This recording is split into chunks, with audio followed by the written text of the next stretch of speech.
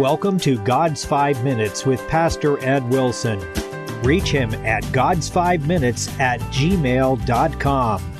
Now, here's Ed Wilson with God's 5 Minutes. Hello, friends. There are defining moments in life.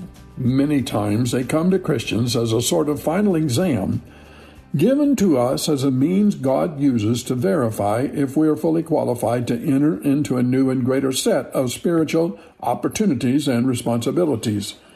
God has a way of leading us through training courses, experiences, and understandings He has carefully designed to equip and season us into the qualifications necessary to fill higher offices in the grand life work of being His voice to the world.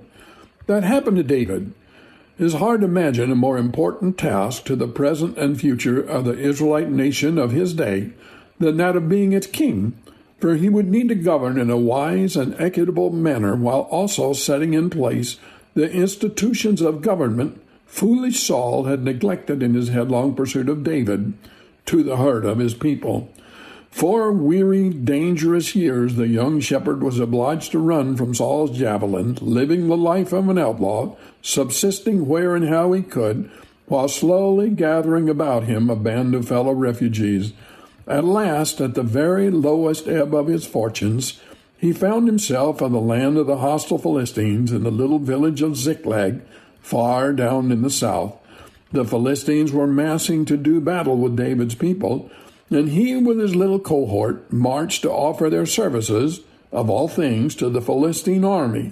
But naturally they doubted his loyalty and sent him home, which he found a pile of smoking ruins. While the fighting men were away, the Amalekites had staged a raid and carried away possessions, wives, and children. David's turbulent followers immediately laid the blame on his shoulders and were ready to stone him. And here, in this supreme moment, he showed the strength of character and indomitable courage that are the necessary hallmarks of a great leader. 1 Samuel 30:8.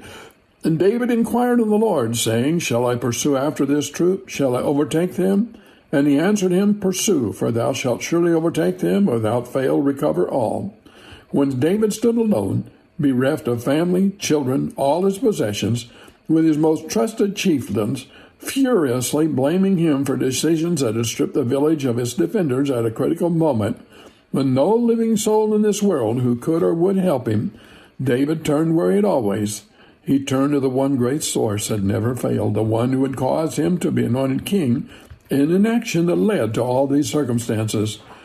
In language that leaves much to be read between the lines, God gave David instructions that led to the recovery of all he and his little army had lost.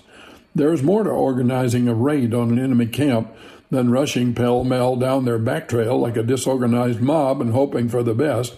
The Amalekites were a wandering, nomadic tribe, pillaging and destroying as they continually shifted their campsite hither and yon. God provided David and his troop with a guide.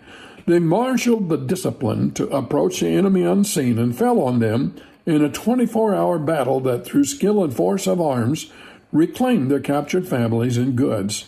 It is not too much to believe that along with instructing David to pursue and attack his enemies, God also benefited him by placing in his mind the necessary military organization and maneuvers needed to overwhelm what seems to have been a greater force than his own. This kind of instruction from God was something David would need in his future role of king, and at what tremendous benefit it would be for any of us to have God daily guiding our daily lives. David's long fugitive experience had taught him how valuable it is to have his own native intelligence guided and supplemented by God's divine leadings. That influence went with him through his life. The sequel of the story is that shortly after David had this experience, a messenger came to his camp explaining that Saul had died, and the avenue to be king was now open.